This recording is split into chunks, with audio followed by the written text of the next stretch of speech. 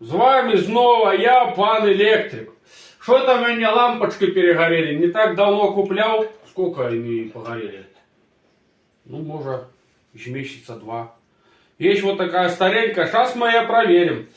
Чи горит, чи не. Где-то нашел, в закутках валялась. Закручиваем. Обов'язково ты всегда выключай свет. Не лазь, коли горит. Попробуем сейчас. Да будет свет. Ебатина Ебатина желтым неким горит, нахуй, прикинь.